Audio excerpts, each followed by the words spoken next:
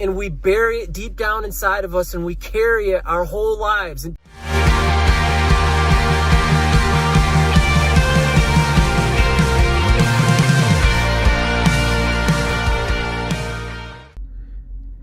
yo, what's up? It's Tuesday. It's Mike King, and this is day one of the 7-day video challenge that one of my mentors, Rob Sakel, challenged me to do. So day one is, who am I?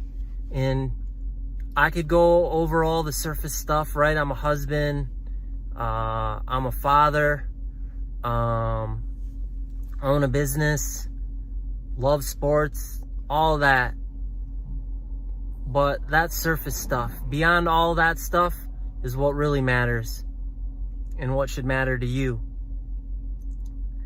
And what I'm most passionate about is I'm most passionate about helping men answer their higher calling on their lives as husbands, fathers, and friends.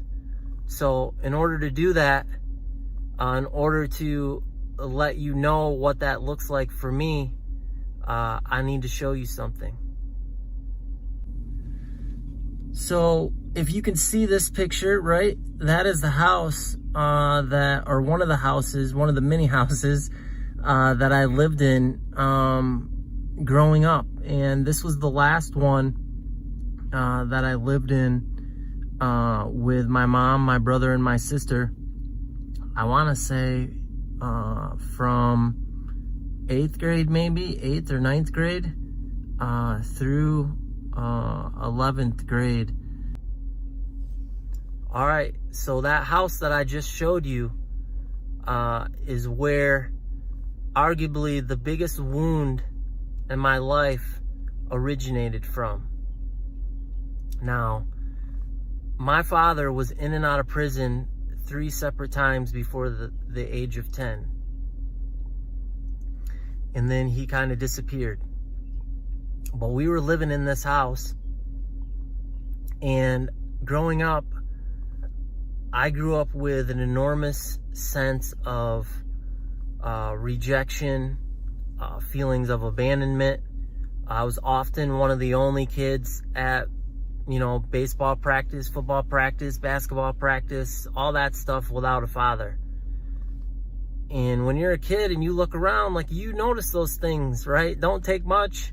Like, hey, where's my dad, And I couldn't understand why my dad picked whatever he picked, or whatever it seemed like he was picking, over me.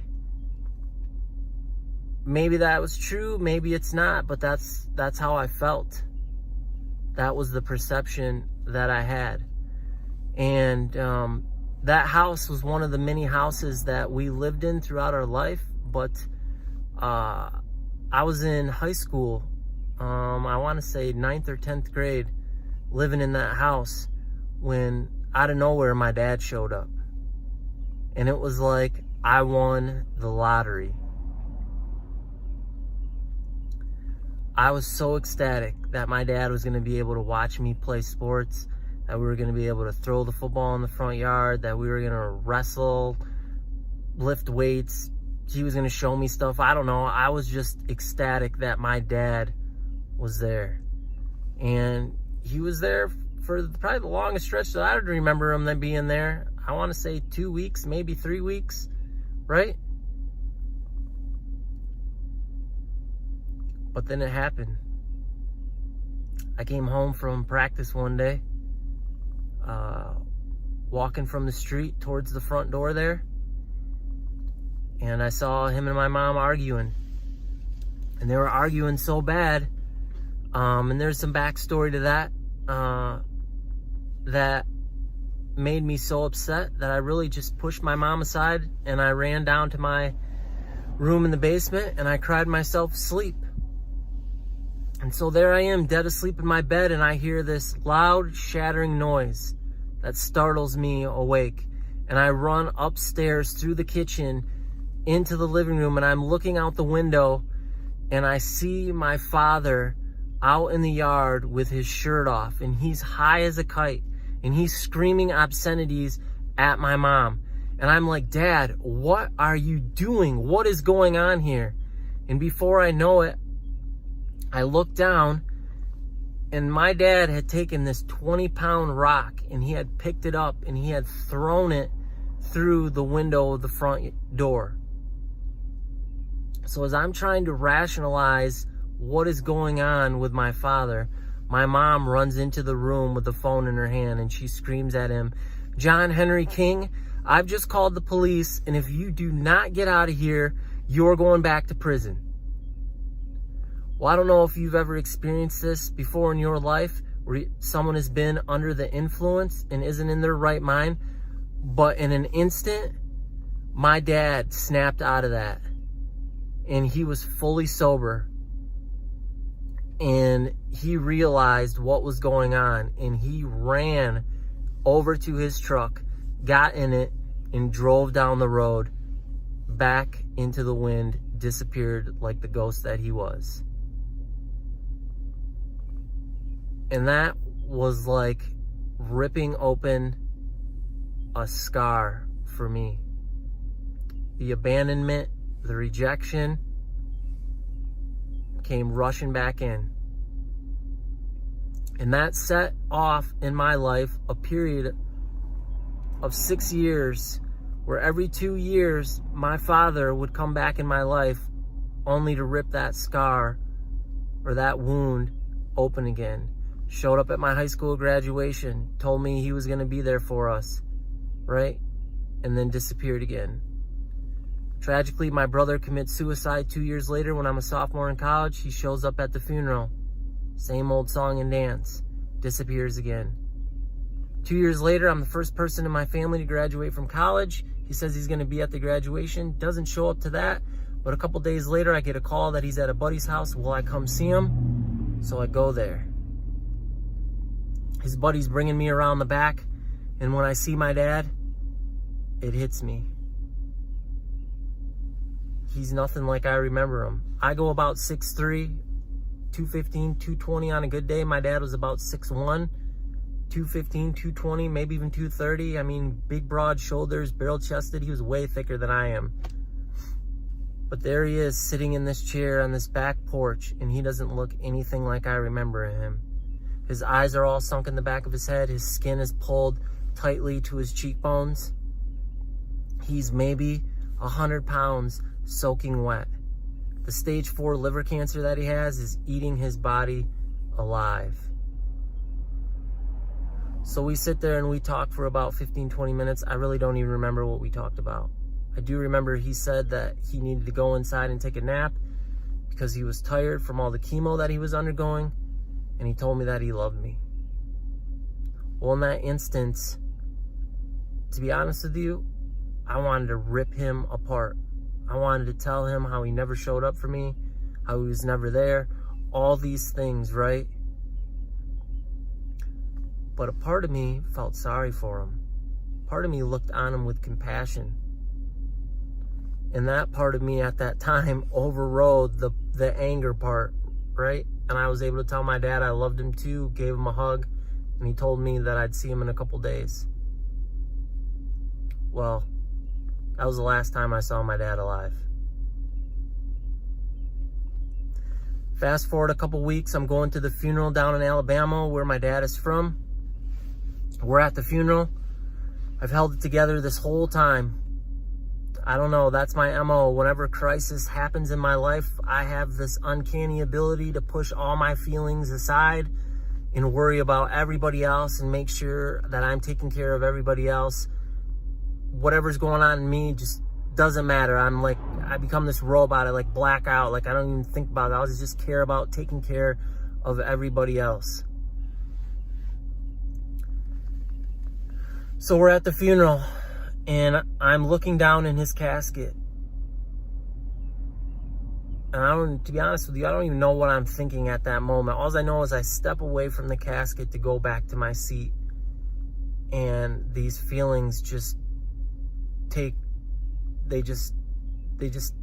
me over, overtake me, right? And I break and I sit down in my chair and I'm just bawling my eyes out.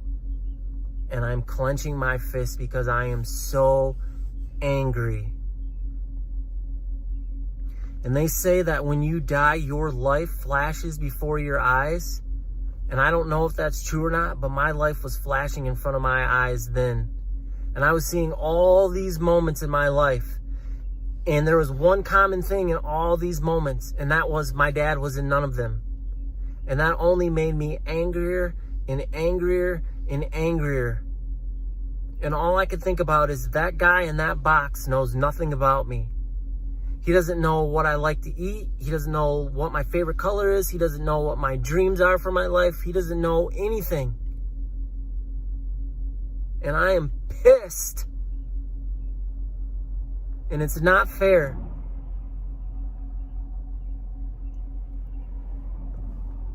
I don't know what you believe faith-wise. I believe that there is a God. And I believe that day God spoke to me. Because in the midst of all that anger, I heard this voice, this still, small voice from behind me, whisper in my ear, "Son, I know everything about you. And I can't tell you what that did to me. I can only describe it. All the anger immediately left my body. Warmth from my head to my toes.